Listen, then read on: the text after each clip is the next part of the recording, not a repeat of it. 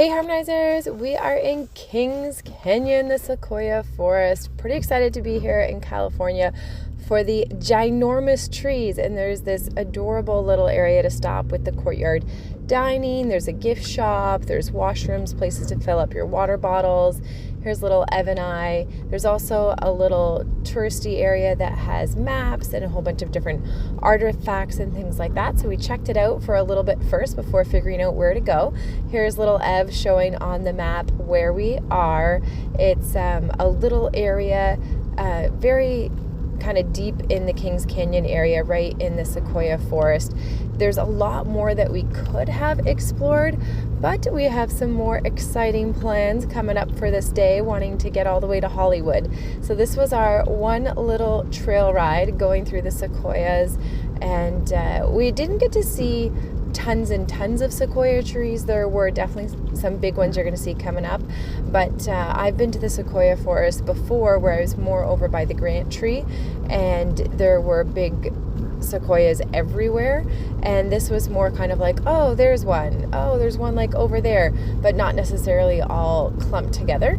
So I definitely want to come back again one time, but this was pretty cool. Check out this. Those are some huge trees, so it was pretty neat to be able to take our horses out and have a little bit of fun. It was kind of neat to do some real mountain trail riding where there was a bunch of different logs and things that our horses needed to step over. So all of our mountain trail training that we do back at home was coming in to play. And it was funny, like here asking Lissy to jump over the log, and she's like, what am I supposed to do? And I'm like, you're supposed to come over the log. So I went back to get her and was like, okay, let's back this up and let's try this again. And I've got a little neck rope on her just in case, but overall the horses were doing really, really well anyways. Check this tree out, how humongous this is. It's like, I can't even express how huge this tree is. This was definitely the biggest one that we came across, and I would argue that it looks like it could be bigger than the Grant tree, which is supposed to be the biggest tree. And I know they probably know what they're talking about, but to me, this one is absolutely ginormous. Like my horse's width, she's a size 81 blanket, and she can't even stand in front of the tree and cover the tree. Like, are you guys grasping how large this tree is? It's huge. Ever since I visited the Sequoia Forest many years ago, it was always kind of a dream of mine to be able to bring a horse with me and ride through the forest, because it is almost like riding through this fantasy world, something that's not of this planet. It's the only place I know of where you can go somewhere like this and you feel like you're in a magical forest. These trees are just out of this world. They're absolutely humongous. So we were trying to get some cute little pictures. It's a little bit awkward because this particular tree you couldn't ride all the way around because there's a bit of a ditch on the other side, and Alicia was not really with the program there to start with. She was like, what's going on? But I thought it'd be cute to kind of show you guys a little bit of the behind the scenes of what goes into trying to get some of these neat little photos. And it was also pretty buggy down there too. There were a lot of these little midgies, and it's kind of funny because you can't really get the whole tree in the photo, and then if you're trying to get the whole tree, then I look like this little tiny peanut, but it lets you kind of see the whole thing. And we had Nova there with Franny, we had Sarah who was walking on foot, and we also had little Evelyn, who Rita, who was watching my little kiddos, or watching Evelyn, who came with us, she brought the stroller with her on this hike, and it's not, some of it's like a dirt path, and you saw the logs that we had to cross over. So just a shout out to Rita for how awesome she is, and what a trooper, because it was definitely a bit of a hike, and it was a hot day and a lot going on, and she was able to keep up with my little one and keep that stroller going, and just kind of put up with all the craziness of what's going on. So this is kind of funny. I've got little Ev in the background trying to get a picture with my majestic horse. Ev sneaking in there and trying to get some cute little shots at Liberty, Nova on the side. And we were just taking a few turns while we were going to get some poses with our beautiful picture here.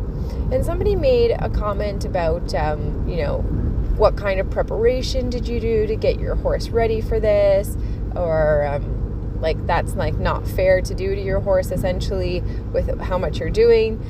So for the most part, I want you guys to understand that these little walks that we take our horses on, we're not galloping through the forest doing 25-mile endurance rides. These are walks that Rita's coming on with my 4-year-old child and a stroller.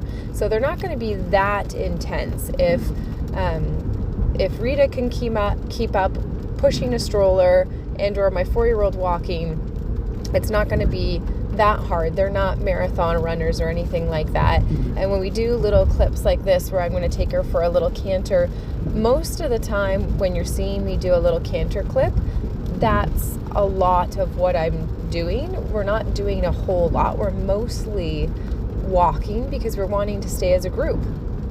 And then when Franny and I went off to ride on the salt flats and we cantered out, we did do a little bit more because it was just the two of us, so we could go for a little bit more of a canter. But for the most part, it's staying pretty easy. When we were in Colorado, it was just a walking trail. So we're not doing anything that's super intense. So our horses do have regular work. Alicia gets ridden several times a week for lessons. Franny competes her horse and rides her horse several times a week. So physically, fitness-wise, they're very capable of what we're asking them to do. And trailering-wise, our horses have both done really long travels before. So they've never done anything like this California trip.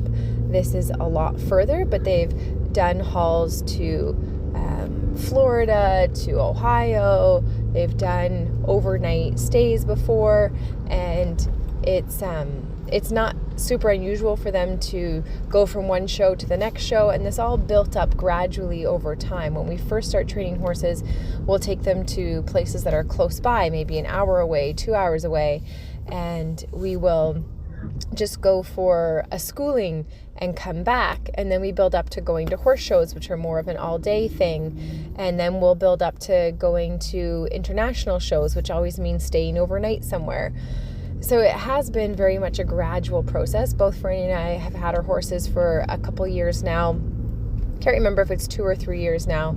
So it's not like we just pulled these horses off of, the training of like a month or something like that and then said, let's go for this long haul. They definitely were prepared to go for something like this, and we knew what our horses needed to be able to have a successful trip. And there's proof in the pudding. Rita piggybacking my child while pushing the stroller, because the stroller did not push very well over this terrain, and yet my daughter was exhausted, and so she is on there. And then we did put Ev on Alicia for a second. You saw I only had a tiny clip there because I was leading Alicia. It was super awkward while doing that. So that gives you a little bit of an insight to what's going on, how we prepared, and then here's a little drive as we head to Hollywood for our next video. See you then. Remember to subscribe and check out harmonyhorsemanship.com for even more learning.